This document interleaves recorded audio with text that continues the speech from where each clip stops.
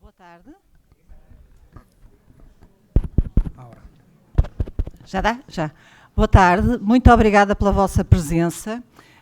Dizer que é um gosto estar aqui nesta reunião ibérica.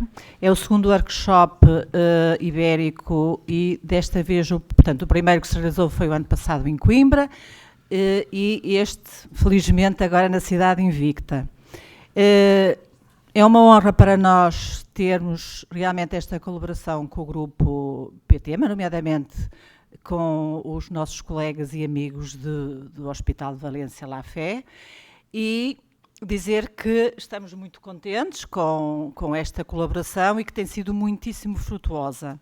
Muito obrigada aos nossos companheiros e amigos e muito obrigada a todos os presentes. E eu passava a palavra ao Dr. Paulo Montesinos, que fará o favor de apresentar o nosso palestrante. Bueno, pues nada, muito obrigado por la vosa presença. Esta es la segunda edición del workshop de PTema, de leucemia aguda mieloblástica. Creo que fue como una necesidad, ¿no?, de hacerlo después de varios años de colaboración con los centros portugueses y españoles. Este año toca Oporto. Nada, muito obrigado a Fernanda Trigo y a todos los colegas de Oporto por la hospitalidad y por ayudar a organizar la reunión. También hay que decir que la primera reunión se hizo en Coimbra. Creo que fue bastante productiva, donde todos nos juntamos. Un poco el motivo de que fuera en Coimbra era que estaban empezando en el laboratorio de Margarida Couselo a hacer las validaciones de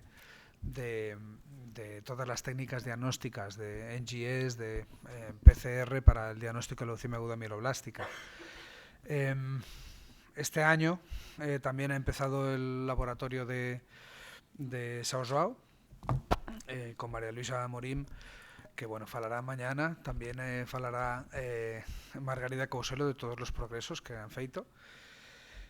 Y también decir que a mañana falará Delfín Duarte, que os mostrará todo lo que es la actividad de los centros portugueses, que es moita, y yo creo que fará un informe de actividades interesante, ¿no? Y desde luego pues en Oporto es donde más tradición tenemos de colaboración, también en Lisboa y en Coimbre, y yo creo que era perfecto este año que fuera aquí, ¿no?, en la segunda reunión.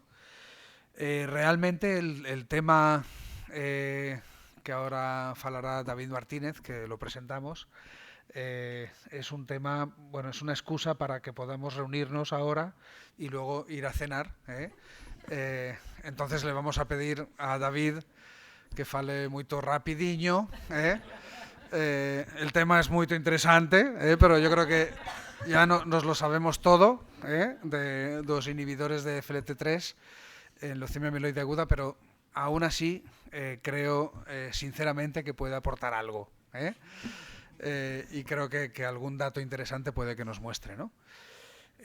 David Martínez trabaja desgraciadamente para él conmigo en el Hospital La Fe, y bueno, es un investigador destacado del grupo PTema, con muchas publicaciones y bueno, pocas para las que debería hacer muchas más, pero disimula, haciendo alguna una al año.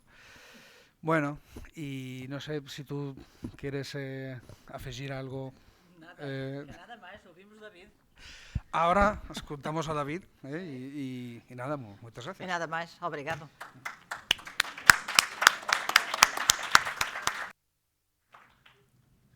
Hola, no sé si hacerla en inglés o hacerla en español. Entiendo que español está bien. Bueno, si no se me entiende que yo hablo un poco mal español, me decís, pásate al inglés, ¿vale? Que eso a veces me pasa. Bueno, intentaré vocalizar, o si no, alguien puede levantar la mano y decir, oye, dilo otra vez. Y yo lo digo otra vez. Bueno, como ha dicho Pau, yo he venido a hablar de esto, tampoco entendía muy bien, porque me decía, ¿vais a hablar de esto, de presente y futuro? Y yo, ¿no de pasado? ¿Solo de presente y futuro? Yo, pues nada, entonces ya luego me contó lo de la cata de después y todo esto, y dije, bueno, es una excusa, pues yo encantado de venir aquí.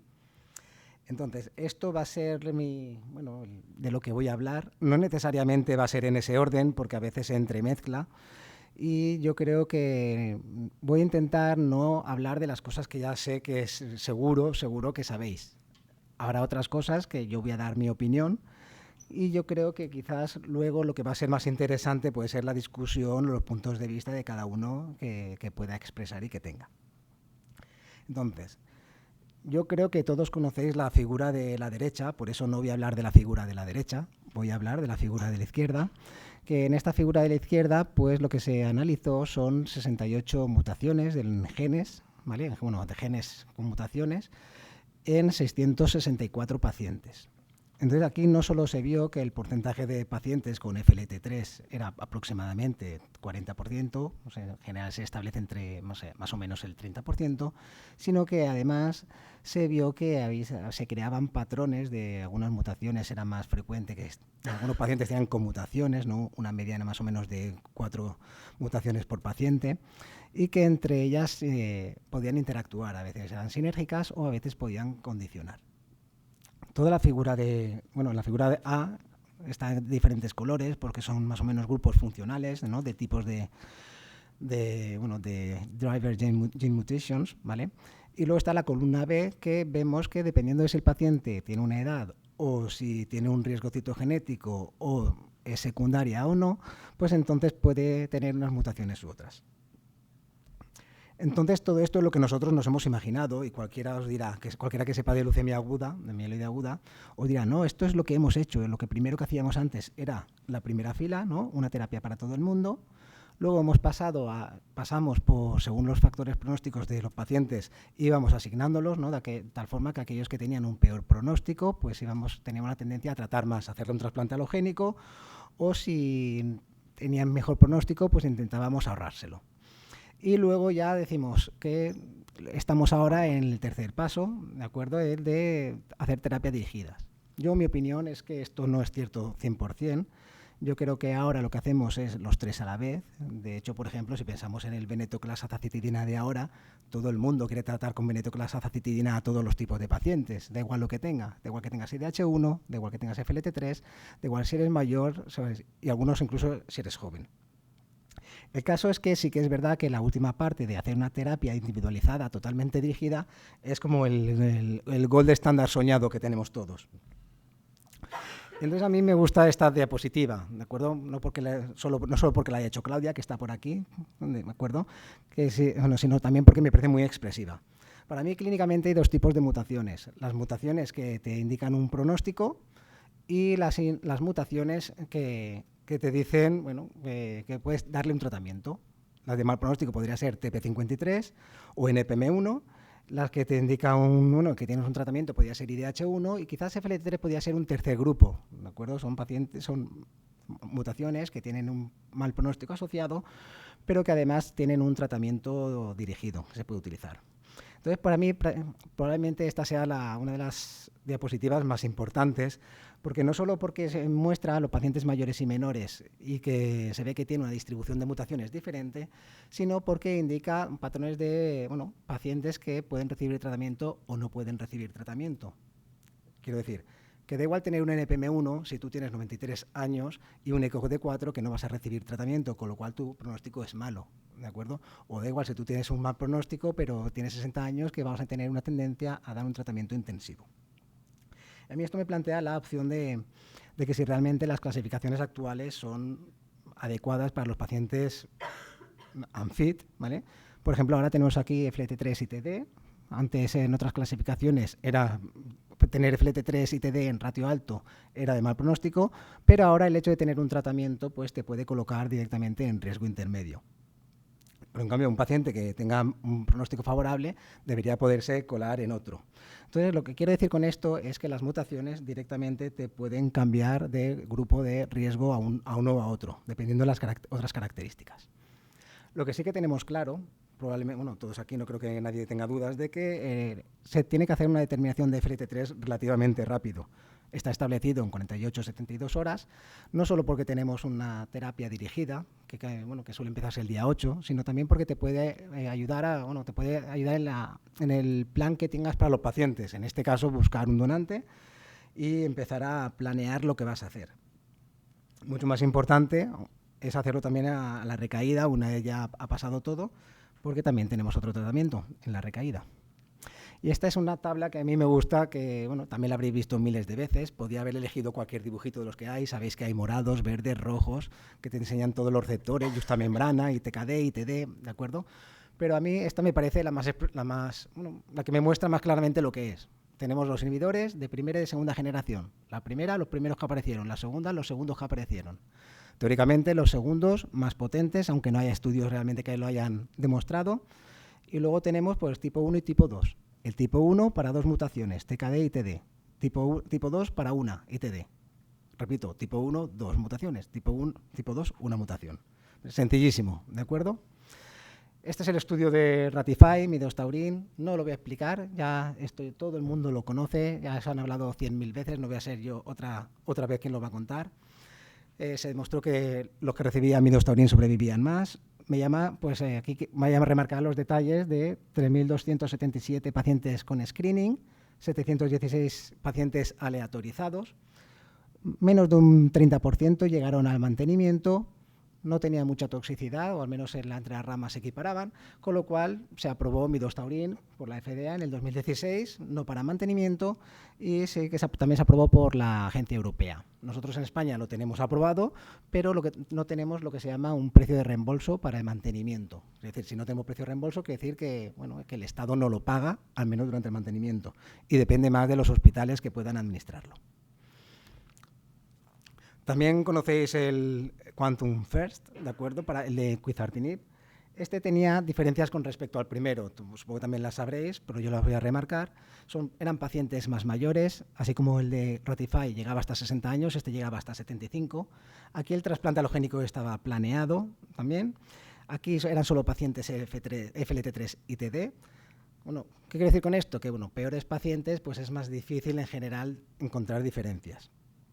Aquí pues sí, se aprobó por la FDA recientemente, también por la EMA, estamos aquí en proceso de tenerlo, todavía al menos en España no lo tenemos disponible y probablemente por la toxicidad, por la prolongación del QT y porque este estudio también se diseñó sin tener en cuenta el gold estándar posterior que se tiene que aprobar ahora, que es el de Midostaurin, ¿no? Que tenía un norma estándar que era el 3+7, que era el estándar cuando se diseñó.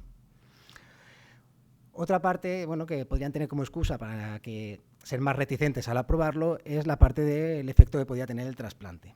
Esta es una curva que se llama de Mantel-Bayar. Yo sé que a Richard Slenk, el autor de le gusta este tipo de curvas, ¿de acuerdo? Y para quien no conozca lo que es un Mantel-Bayar, que diría, no, es un análisis estadístico nuevo. No es un estadístico nuevo, existe desde hace 40 o 50 años.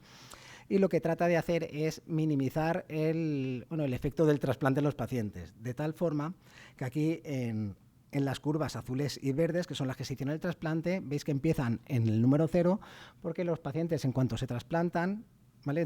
Desde que se aleatorizan hasta que se trasplantan, están en las ramas de no trasplante y cuando se trasplantan empiezan a contar, ¿de acuerdo? Entonces, ¿esto es muy útil? Bueno, personalmente yo creo que no es muy útil porque siempre en la rama de tratamiento de quimioterapia siempre te caen los pacientes que no han llegado al trasplante alogénico, con lo cual siempre va a haber un detrimento en esta rama y va a haber una tendencia a que sea significativo. No obstante, es verdad que minimiza el efecto del trasplante y aquí parece que van mejor los pacientes que se trasplantaron, recibieron Quizartinib.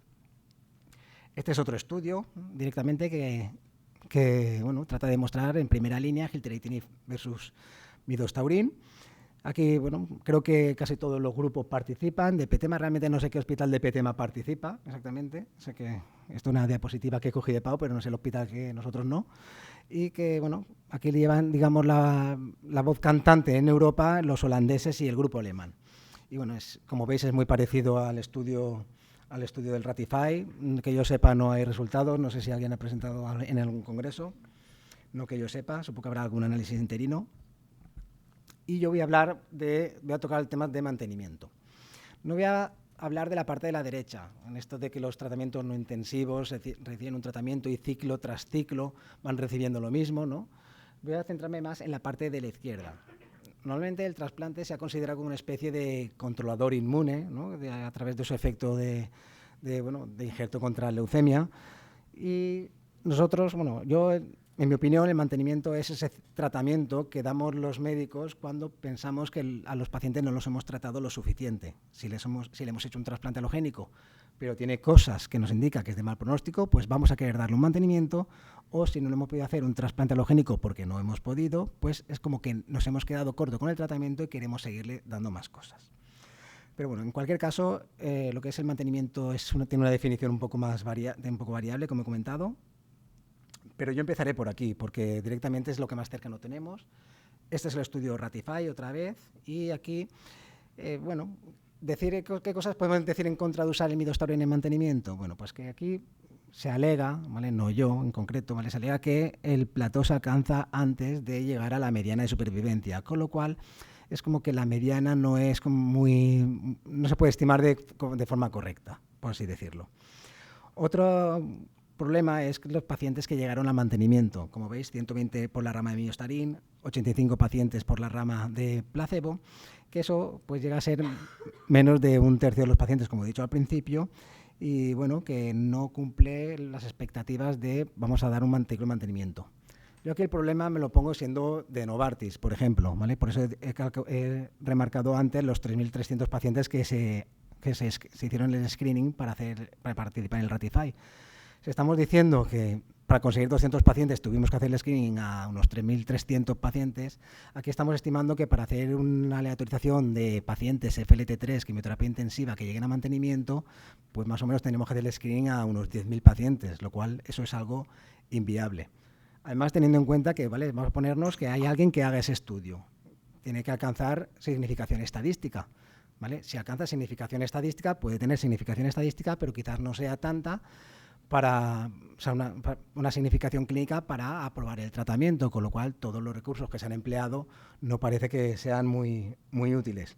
Esto teniendo en cuenta que los tratamientos de mantenimiento son, si inducción o consolidación son 14 días, los mantenimientos son durante 28 días, 12 ciclos, con lo cual ahí es donde está el dinero para la empresa. Pero bueno, hacer todo esto te garantiza que vas a tener aprobación.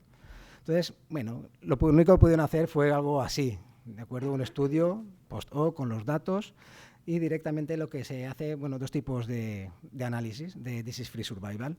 Cojo los pacientes desde directamente el momento que se completaron el mantenimiento, tanto los que recibieron midostaurine o placebo, y vemos qué pasa.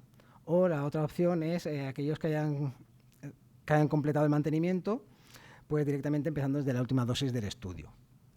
En cualquier caso, en ninguno de los casos salió significativo, con lo cual sí se vio que el midostaurine era bien tolerado, pero que no justificaba a priori, mirándolo así desde este punto de vista, que el mantenimiento era algo positivo. En mi opinión, ¿qué está a favor? Pues está a favor que los resultados son con el mantenimiento incluido en el diseño del estudio y que tiene una baja toxicidad. Con lo cual, quizás toda esta problemática no estaríamos hablando si el midostaurine fuera gratis, ¿no? Pues si son medicamentos que si no tienes ningún problema, pues a todo el mundo, seguro que a su padre, si es el que está enfermo, seguro que le gustaría dárselo. En cualquier caso, todo esto era sin el trasplante. ¿Y qué tenemos entonces de mantenimiento post-trasplante? Bueno, pues este es un estudio también que se hizo, el Radius, creo que se llamaba, que incluyó 60 pacientes. Y tampoco demostró mucho más, simplemente que tenían una mejor disease-free survival aquellos pacientes que tenían una mejor fosforilación, con lo cual tampoco voy a perder el tiempo, ¿de acuerdo? Entiendo que también lo sabéis y tampoco hay mucha discusión. Veis las curvas, habrá algunos que digan, no, es que la curva de midostaurine está por encima de la otra, que es la azul. En cualquier caso no es significativo y nada, ahí se quedó. ¿Y qué tenemos con el sorafenib? Sorafenib, todo lo conocéis también. Sorafenib, quizás, hay muchos estudios, casi todos son retrospectivos, alguno hay aleatorizado. Está el SOR-AML, que no lo he puesto aquí, que empezó también con el estándar que había 3+7, llegó muy poquitos al mantenimiento, se quedó allí. Yo he seleccionado del grupo alemán, todos son centros alemanes, excepto uno que era de Austria. Se reclutaron 80 pacientes, pero ¿por qué se paró? Porque el reclutamiento era bajo, está planeado unos 200. Y aquí lo que se vio es que aquellos pacientes que tenían mínima residual negativa pretrasplante o aquellos que tenían una mínima residual positiva post-trasplante podían beneficiarse del sorafenib. En cualquier caso, no fue suficiente para probarlo y ahí se quedó. ¿Y qué tal el gilteritinib? Pues esto está recientemente publicado directamente. Importante de aquí, que eran 2 años de mantenimiento con gilteritinib. Al final se reclutaron unos 350 pacientes. El endpoint era las free survival y sí, estaba por encima la curva de gilteritinib, pero no era significativo, y lo mismo pasaba con la supervivencia. Sí que pasaba algo que puede ser, que ha pasado ya, que pasa en diferentes estudios, que es aquellos pacientes que tienen mínima residual pre o post trasplante sí que se beneficiaban de utilizar gilteritinib, que es la curva C, que veis aquí abajo a la izquierda. Aquellos pacientes con una mínima residual negativa pre y post trasplante, pues no parecía, veis que se superponen, no parecía que mejorase nada. Y ya dicho todo esto, vamos a pasar al siguiente paso, que son los inhibidores de FLT3 en las recaídas. Esta diapositiva solo la pongo para marcar que es importante tener un FLT3 ITD a la recaída, no solo porque el 40% de pacientes a la resistencia son FLT3 ITD positivo, el TKD suele ser el porcentaje mucho más bajo, o a la recaída, que también alcanza más o menos los ITD un 40%, los TKD también más o menos un 40% en alguna serie. Lo que quiero decir es que FLT3 es importante a la recaída, no solo por lo que he comentado, sino además por la evolución clonal. Pacientes que son FLT3 positivos al diagnóstico pueden ser negativos a la recaída, pero lo que más preocupante y lo que más interesa son pacientes que son FLT3 ITD negativos al diagnóstico y son positivos. Con lo cual, aquí remarcar la importancia de volver a hacer el estudio molecular. ¿Y qué tenemos aquí? Pues aquí tenemos el estudio Admiral, ¿vale? Para recaída.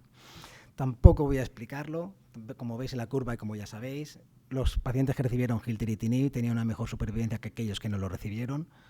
Yo aquí resaltar, en mi opinión, y Pau seguro que puede comentar esto porque sabe más que yo al menos en esto y tiene más información, no creo que el gilteritinib se vaya a extender más allá en combinaciones. Si yo fuera el director de Astellas diría, a ver, tengo un fármaco que en monoterapia lo doy en el 40% de los pacientes que recaen o que son resistentes, y luego en primera línea me tengo que pegar con gilteritinib o con quizartinib o con midostaurin para conseguir algo. Quizás prefiero esperarme aquí a todo lo que venga, porque prácticamente todos los pacientes FLT3 positivos que me recaigan, todos van a ser para mí. Con lo cual, no lo sé, pero yo dudo que tenga o sea, que vaya a desarrollarse más este fármaco en combinación con otras cosas. Este a mí en concreto me gusta, le tengo un poco de cariño, no porque hayamos participado, sino porque el primer paciente que tratamos con quizartinib era un paciente que era resistente. Y para nosotros, al menos para mí, me acuerdo del nombre, hasta el número de historia, pero un paciente muy resistente y que le dimos quizartinib incluso en líquido, antes no eran pastillas, eran botecitos que iban en cajas grandes, y fue realmente impresionante, después de todo lo que habíamos dado de flagida, 3+7 y todo, que con un botecito de un líquido transparente dado durante 14 días, pues que el paciente alcanzó remisión completa. Si supiéramos ahora lo que no sabíamos entonces, supimos entonces lo que sabemos ahora, quiero decir, el paciente entró en remisión completa, una remisión completa muy justita, y lo llevamos a trasplante alogénico y recayó. Lo digo porque sí que habíamos tratado pacientes con midostaurin, la experiencia no fue buena, y realmente a mí darme a un paciente una dosis de una medicación en monoterapia y que alcanzase remisión fue realmente impresionante. Entonces, quizá por eso estoy un poco condicionado. Aquí quizartinib no ha conseguido en las recaídas aprobación, al menos de momento, no creo que lo vaya a conseguir, no lo sé, también aquí no pueden decir más, pero no creo que la tenga, entre otras cosas por la prolongación del QT y porque los pacientes que entraron aquí no estaban tratados con inhibidores de FLT3 en la inducción, con lo cual es como que se queda un poco desfasado. ¿Y qué decir de esto? Tampoco voy a hablar de este estudio, creo que se va a nominar a un Grammy, a un Oscar, al estudio más publicado este año y el año anterior, ¿vale? Parece ser que la azacitidina venetoclax sirve para todo, espero que en la cena haya azacitidina venetoclax, porque además funciona siempre, ¿de acuerdo? Como veis ahí, todas las gráficas en azul, verde, es fantástico, ¿de acuerdo? No sé, la verdad es que no sé por qué hemos como involucionado, ahora vamos a tratar todo con esto. Yo no voy a hablar de me gusta más este estudio. Es como ejemplo, además, más o menos de lo que quiero decir. Este es un estudio que se cogieron los pacientes FLT3 positivos del Viale y de un estudio fase 1B previo, ¿vale? Como veis, las conclusiones están a la derecha, ¿de acuerdo? Que sería la figura B, el primer punto, que los pacientes con FLT3 mutado, pues las tasas de respuesta y supervivencia global son similares a wild type, ¿de acuerdo? Cuando se tratan con aza-venetoclax. El segundo punto, pues más o menos sería el... Bueno, a ver, sería el D, ¿no? No, el A, perdón. Bueno, la remisión completa y la supervivencia global son mayores cuando la paciente FLT3 mutados, ¿de acuerdo?, reciben aza-venetoclax. Y todavía la D, que sería el último punto, que los pacientes FLT3 TKD, pues parecen ir especialmente bien. A mí, dentro de todo esto, ¿vale?, me llama más la atención la gráfica del número C, que como veis son pacientes que son FLT3 ITD y que da igual con los trates, con venetoclax azacitidina o con azacitidina solo, pues parece que se superponen, da lo mismo. Pero bueno, es verdad que como no tenemos nada aprobado para primera línea de FLT3 en pacientes unfit, pues bueno, pues daremos esto hasta que tengamos alguna cosa más. ¿Qué remedio? Pero bueno, simplemente quería remarcar este estudio porque a mí me parece más útil que el primero. Este probablemente sea, bueno, en mi opinión, es el estudio más útil de los últimos años del MD Anderson, ¿de acuerdo? Con todos los que hace, ¿vale? Yo no soy un fan del MD Anderson, ni only fan tampoco del MD Anderson, da lo mismo. Y bueno, este estudio con 81 pacientes, lo que veía que los pacientes IDH2 y NPM1 pues tenían remisiones muy buenas, ¿vale? Supongo que estos pacientes, trates con los trates, da igual, suelen tener remisiones muy buenas. Y sí que me llamaba la atención justamente pues la parte de arriba que está remarcado, ¿vale? Que son aquellos pacientes que han recibido combinaciones de venetoclax, pues bueno, cuando recaen o cuando son resistentes, es como que han hecho una selección clonal, ¿de acuerdo? Pasaría algo parecido con el TP53, pero muchos pacientes pues tienen subpoblaciones que tienen esta mutación. Y yo me pregunto, bueno, si tienen esta mutación, pues no será que funciona tan bien, digo yo, ¿no? Será mejor buscar alguna otra cosa. Esto a lo mejor al menos tiene coherencia con el siguiente estudio, ¿de acuerdo? Este estudio también es del MD Anderson, no sé si lo conocéis, yo creo que se presentó por primera vez, yo la primera vez que lo oí fue en la EJA del 2023, ¿de acuerdo? Ahora sí está actualizado, pues en el artículo, que lo veis en la referencia abajo, recientemente publicado, en el que se han añadido 12 pacientes más en recaída, pero yo voy a hablar de los 30 pacientes en primera línea, ¿vale? Como veis aquí a la parte de la izquierda se incluyeron pacientes mayores de 18 años. También a mí me sorprende que traten ya directamente con este esquema pacientes menores de, bueno, a partir de 18 años. Creo que recordar que el paciente de 18 años era un paciente joven que estaba con una neumonía en cuidados intensivos, que se recuperó y por eso pusieron esta edad.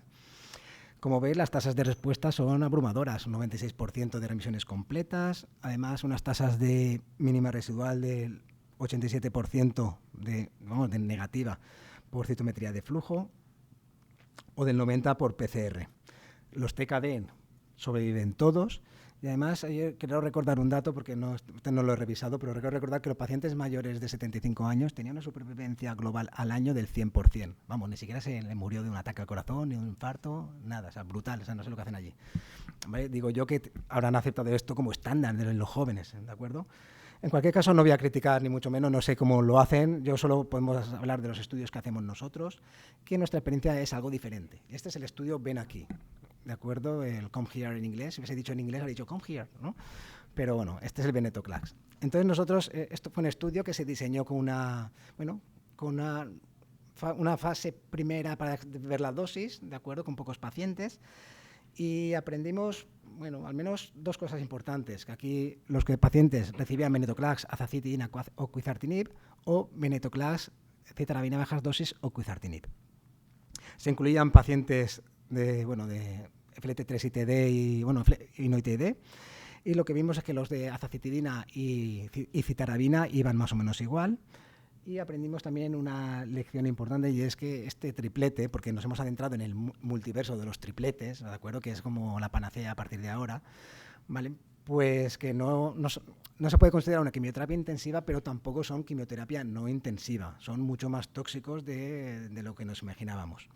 Dentro de todos los pacientes sí que había un subgrupo de pacientes FLT3 ITD positivos que sí que parecían beneficiarse de la adición de quizartinib. Y lo que nos ha dado pie es, porque creo que se incluyeron 76 pacientes en este estudio, no recuerdo muy bien ahora, Si estuviera Juan Bergua me lo podría decir, que fue el que lo presentó en la EJA del año pasado. Pero bueno, esto ha dado pie a que nos planteemos otros estudios, ¿no? Que es el estudio que también puede preguntarle a Pau, que es el fan número 1 del Ven pa' aquí, que es, bueno, pues ven aquí pero con menos dosis, de ahí la P de poco, ¿de acuerdo? Entonces, como ves, como somos los nombres muy sofisticados. Este es un estudio que he querido traer, o sea, se presentó directamente yo creo que también fue en el último ASH, creo recordar. Esto se supone que está en proceso de escritura en estos momentos, son datos del último análisis estadístico y es el estudio Midola. Y esto es para un subset de pacientes que de momento no está contemplado dentro de los inhibidores de FLT3 en primera línea, que son los pacientes mayores, está enfocado en eso. Entonces este estudio son pacientes mayores de 60 años, es un estudio en colaboración de EPTEMA y el filo francés. Se incluyen pacientes FLT3 mutados que han recibido quimioterapia intensiva pues desde el 1 de enero del 2017 hasta todos los que teníamos.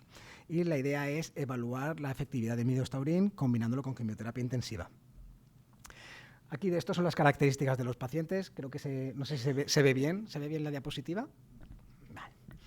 A ver, eran todos muy comparables las características. No obstante, sí que tenían características entre ambos grupos que podían marcar una diferencia de supervivencia, como es el ECOG, son los leucocitos, y también, por ejemplo, aquí el FLT3 ITD y mutado. Voy a decir que cuando las mutaciones se veían las dos juntas, incluyendo las ITD y TKD como FLT3 mutaciones, no había diferencias entre uno y otro. En cualquier caso, las respuestas son mejores en el grupo de midostaurin. Esto os recuerdo que es real life, es un estudio retrospectivo, pero con datos reales de pacientes tratados de forma real. Y sí que a mí personalmente sí que me llama la atención la mortalidad de los 30 a los 60 días del grupo de midostaurin. Eso es algo que todavía tendremos que discutir y exprimir un poquito más los datos para ver por dónde va, porque sí que podría marcar las diferencias en los resultados. Como veis, el uso de midostaurin en vida real parece ir mejor en todos los pacientes. La diferencia parece ser incluso mejor en los pacientes NPM1. La event free survival no lo he puesto aquí, pero también era mejor en el grupo de midostaurin. Y esta también a mí personalmente me gusta. Sabíamos más o menos lo que teníamos menores de 70, que era más parecido al Ratify, pero aquí también tenemos los mayores de 70. Vale, que un paciente mayor de 70, pues bueno, a partir de los 2 años, pues son pacientes también mayores y se mueren más de otras cosas, ¿de acuerdo? Pero bueno, en cualquier caso parece que va bien. Y esta es la única diapositiva que voy a presentar. Si alguien tiene alguna duda o quiere hablar, Pau, más sobre esto, porque claro, la charla iba de inhibidores FLT3, no de pacientes FLT3 positivos, ¿de acuerdo?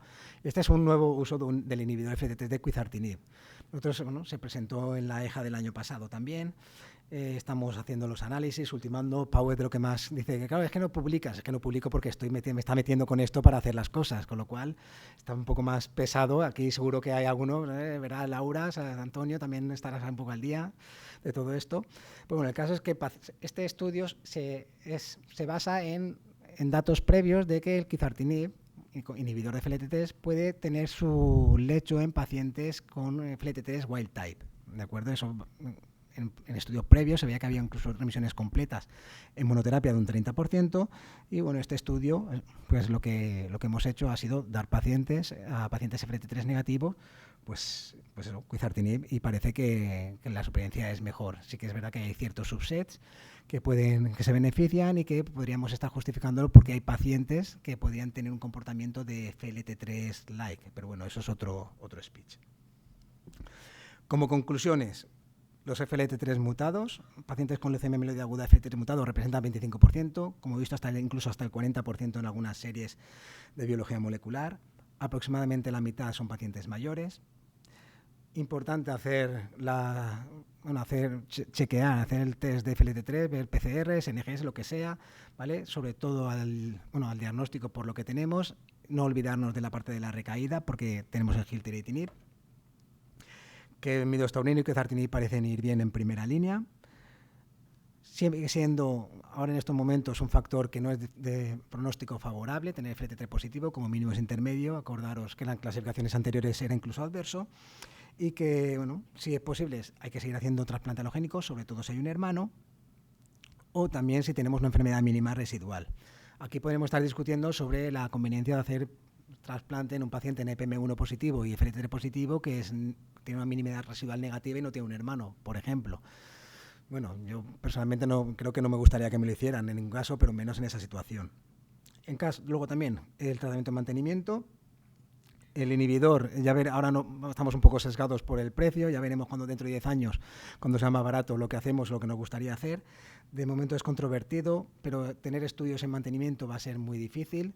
Yo, en mi opinión, creo que hay que ceñirse a los estudios. Si los estudios están éticamente aprobados, las agencias reguladoras están también aprobadas para mantenimiento, no tiene ningún sentido que luego te salgan positivos y pues mantenimiento no, pues habérselo dicho antes que no ibas a hacer, ¿no? Quizás. Bueno, el caso es que tenemos prácticamente inhibidores para todos los subsets, menos para pacientes ANFIT en primera línea, que es algo que es una asignatura pendiente.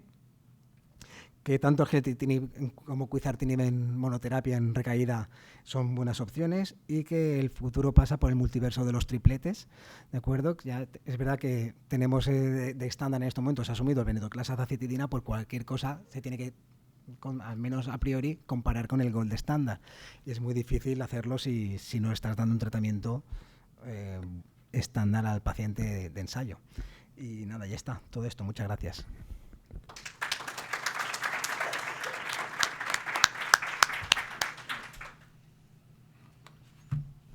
Muy bien, gracias David. ¿Ya no podemos ir a la cara? Ya queda menos para la cena. ¿Tenemos alguna pregunta? Joana.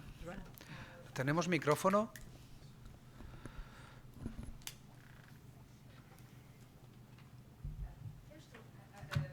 ¿En español, en portugués, en inglés? En portugués, en portugués. En portugués. Si no lo entiendo, voy a decir, no lo entiendo. Sim.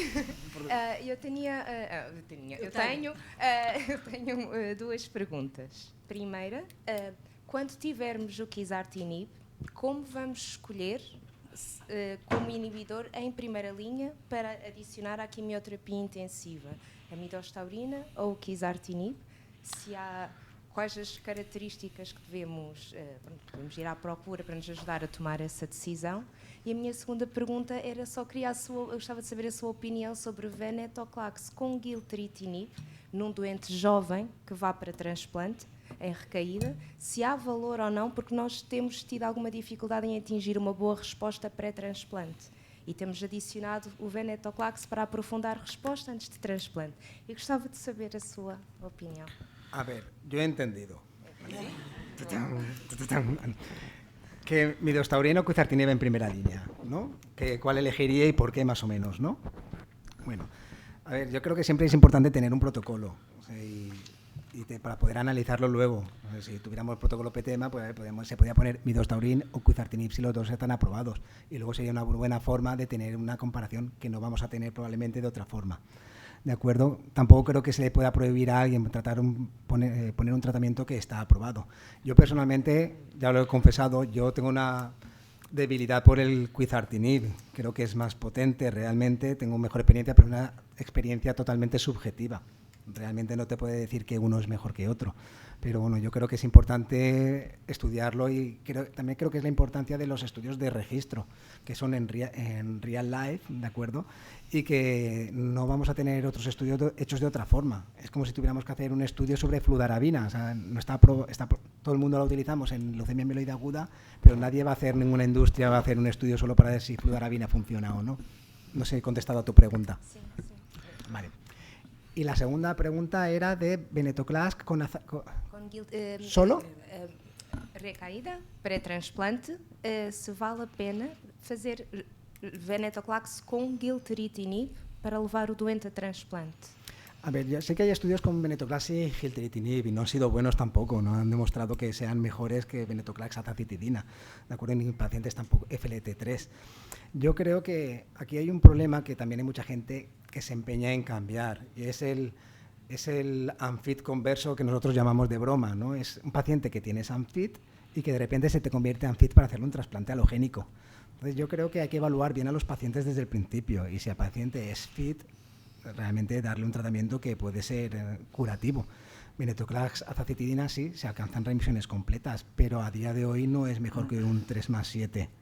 con midostaurin en inducción. Entonces yo personalmente no me termino de creer estos pasos de un sitio a otro. No tenemos muy bien nosotros los scores, ni en España ni en ningún sitio, los scores de los pacientes AMFIT, pero a mí me da la sensación, como el estudio de MD Anderson que he presentado, que se cambia muy rápido a los pacientes de AMFIT o FIT dependiendo la conveniencia. A mí, a día de hoy, tratar a un paciente joven con venetoclax azacitidina no me parece que sea una buena práctica, porque no está demostrado. Y tratar a un paciente... Puede ser que tengas un paciente mayor, ¿vale?, que digas, le he dado venetoclax azacitidina y ha entrado en revisión completa. Y ahora lo tengo en revisión completa y lo vuelvo a evaluar y yo creo que está para hacerse un trasplante, ¿vale? Pues a ver, yo no voy a decir que no te hagas un trasplante, sobre todo porque si tiene factores de mal pronóstico. Está bien y la situación puede cambiar. Tú puedes tener un paciente, un ECOG 3, por lo que sea, al principio y luego cambiar. Pero yo creo que eso deberían ser casos excepcionales. Yo creo que ser más exhaustivos a la hora de evaluar si un paciente le puede dar un tratamiento curativo o no. Pero yo creo que Joana preguntaba por otra cosa. Sí. Recaída. Pues me ha enrollado un montón, ¿no? Sí, exacto, no te queríamos cortar, pero... Hombre, de ellos lo entiendo, de ti que no me hayas querido cortar, a mí me cuesta más creerlo. No, a ver, es un régimen experimental 100%, de MD Anderson también, que sabemos que te gustan mucho. Sí, ¿verdad? Bueno, si te gusta hacer experimentos, adelante, puedes hacerlos. Pero es un régimen muy mielosupresor, es decir, realmente es meter al paciente en aplasia. Yo solo recomendaría hacer eso si es como bridging to transplant, ¿vale? Sí. Otra pregunta es realmente hasta qué punto, digamos, diría incluso es ético hacer eso, digamos, fuera de un protocolo experimental. Es decir, yo creo que deberíamos de ser un poco más serios a la hora de tratar a los pacientes. O doente que tratamos... desculpa. Não. Ia só completar aquilo que eu acho que a Joana estava a tentar dizer e que se calhar de alguma maneira espelha a nossa prática clínica, que é como aprofundar a resposta pré-transplante, certo? Nos doentes que são elegíveis para allotransplante. E o que a Joana perguntava, corrija-me Joana, era se ao venasa fazia, ou antes, a azacitidina com o inibidor fazia sentido juntar o veno. Era isso, não é? Ou doente que está a fazer gilteritinib, monoterapia, ou FLT3 mutada em recaída, vai para transplante, mas o gilteritinib não conseguiu atingir a resposta ideal e o transplante diz não aceito o doente assim. Pero tens problemas con el trasplante si non tens unha mínima residual negativa? Não. Por fazer o transplante? Era mais resposta parcial. E o doente que tivemos assim, juntamos venetoclax e ao gilteritinib. Sí, haces aplasia. Foi un doente. Bueno, pues puedes hacer, yo en este caso estaría más a favor, pero ahí tienes que convencer a tu unidad de trasplante de hacer un sequential strategy, un sequential. ¿Por qué? Porque hai moita experiencia de moitos grupos, non han demostrado nada tampoco, pero por lo menos es un procedimiento, pero tiene que haber un programa de trasplante secuencial en la tua unidad de trasplante. Si no hay clinical trial, diazepam, sabes? Sim, e utilizamos, mas neste doente estava em resposta parcial e queríamos tentar aprofundar a resposta. E foi um caso bueno, puedes dar flaguida también, funciona. Sim. Que é muito tóxico. Sí, isto tamén é muito tóxico. Muitíssimo. Aliás, era uma das perguntas que eu gostava de fazer, e falou nisso também, os tripletos, da ideia que agora os tripletos vão estar para todos os doentes, ou para quase não, mas para muitos doentes. Tem experiência e como manuseiam a toxicidade, já que no último slide também pôs esse tópico. Qual é a vossa experiência neste momento? Pues nosotros al final, bueno, hay gente aquí de mi hospital que tiene más experiencia en concreto con el ven aquí, de hecho que los llevan ellas, pero la experiencia es que al final acabamos bajando casi todo y bajando el venetoclax mucho y también hemos bajado el quizartinib, o sea, al final casi todo pasa con bajar venetoclax y dar lo menos posible, retrasar ciclos y yo creo que al final acaba siendo la experiencia de todos, o sea, conforme vas hablando con las demás personas. Yo creo que el venetoclax, el peligro que tiene es en la gente que no lo ha utilizado nunca. Y el mensaje que se transmite de 28 días. Yo creo que eso es más peligroso. Pero, bueno, si tú tratas pocos pacientes y das 28 y se te muere, pues no lo darás. Si al final tratas mucho, te darás cuenta que bajando los pacientes se mantienen bien. De hecho, nosotros pensamos que con 7 días suele ser suficiente para tratar los pacientes. Mais questões? Yo quería preguntarle a David,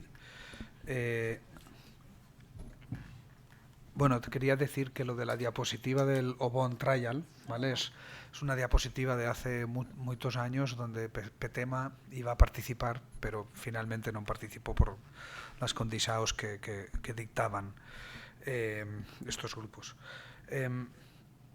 La pregunta sobre el mantenimiento, ¿no? Porque has dicho que el mantenimiento con midostaurin te parece acertado porque era el diseño del estudio, por toxicidad, bueno, bla, bla, bla, pero post-trasplante halogénico, ¿qué opción considerarías de mantenimiento? Si es que considerarías alguna, porque no sé en Portugal cómo tenéis el acceso a sorafenib, me imagino que es posible. Gilteritinib, no sé si lo tenéis financiado. Não. Financiado, mas não aprovado, exato.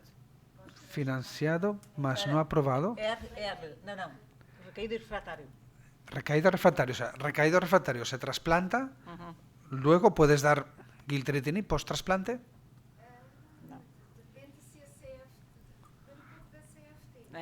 Depende localmente, era o que a Joana estava a dizer.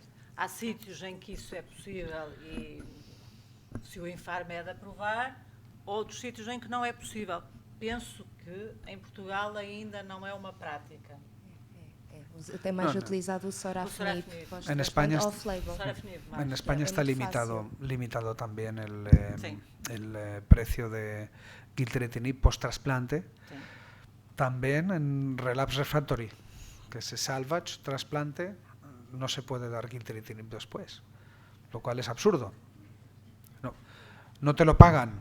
Es decir, se No puede está dar, financiado, no está ¿eh? financiado, ¿vale? Y ponen muchas restrisados. Pero a David, ¿qué pensaba sobre todo en Frontline, ¿no? Con los datos del estudio Morfo, ¿no? Que, bueno, ¿qué piensas de este mantenimiento en Frontline con gilteritinib? Bueno, yo creo que ninguno tampoco. O sea, no está aprobado, no tiene indicación, pues de momento no darlo. Pacientes que tengan mínima residual negativa, pues sería apetecible tenerlo, pero aquí ya estaríamos ya más en la parte más de mantenimiento de una preventive therapy, ¿no? Que aquí ya los de trasplante pues que se lían con infusión de linfocitos de donante, con inhibidores de FLT3, pero de momento yo creo que post-trasplante, pues si no tenemos indicación de nada, sorafenib, bueno, es apetecible por los estudios que hay, tampoco tenemos indicado, pues de momento yo no tendría nada, así que creo que sería útil tener, al menos para los pacientes mínimas que son con enfermedad mínima residual positiva, tener el gilteritinib disponible, pero no todo depende de nosotros. O sea que si no está, pues no está. Mas o que usam pós-transplante? Vosotros? Nosotros, MRD Monitoring, DLI, y cuando recaen, pues Salvage, es lo que utilizamos. No hay una sensación de que estamos dejando de tratar bien a los doentes por no dar un maintenance. No. Y la tasa de recaídas es importante en FLT3 ITD, sobre todo, es una tasa de recaída por encima del 30% y precoz. Pero sorafenib tiene problema de que los estudios no son claros. Es decir, el estudio alemán, ¿cómo se dice alemán en portugués? Alemán. El estudio alemán no es un estudio bonito, pero no es un estudio consistente, porque paró el reclutamiento cuando la P era significativa. Si la P no hubiera sido significativa, en ese momento igual no hubieran parado el estudio. Es un problema metodológico importante, aunque luego está el estudio chino. El estudio, ¿cómo se dice chino en portugués? Chino. El estudio chino, sin eso que bueno, con la problemática de todos los estudios chinesos. Excepto do ATRA.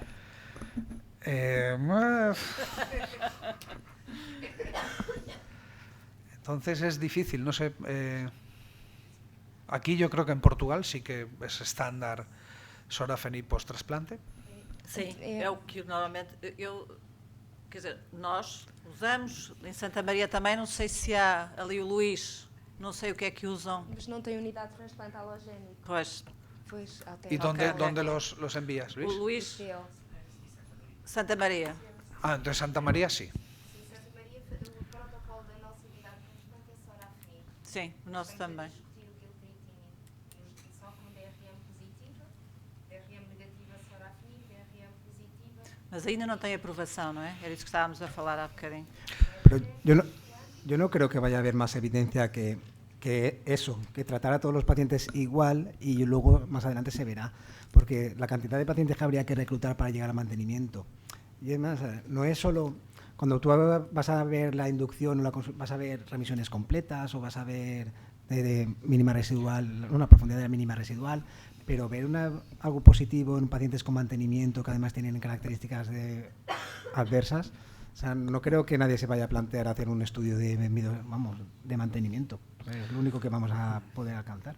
Pero yo personalmente, si tuviera, digamos, posibilidad de usar gilteritinib en mínima residual positiva en frontline, yo lo utilizaría. El problema es que es mínima residual positiva, sí. ¿Vale? Pero bueno, idealmente con el mismo test de NGS que se hace en el ensayo clínico de Morfo. Eso uno. Luego, segundo, en relapse refractory, esto es high risk. No me importa la MRD positive pretrasplante, esto es high risk. El problema del Morfo era que la mitad de los doentes ya estaban curados, igual, incluso sin el trasplante, no sabemos.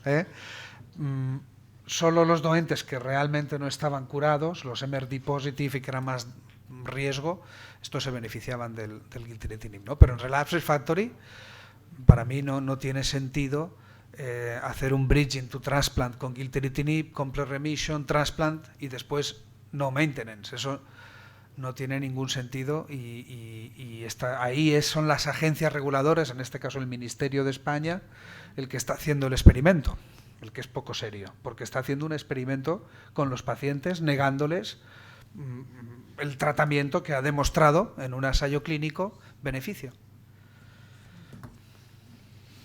No sé en Portugal si hacen experimentos también los agentes reguladores, los ministerios.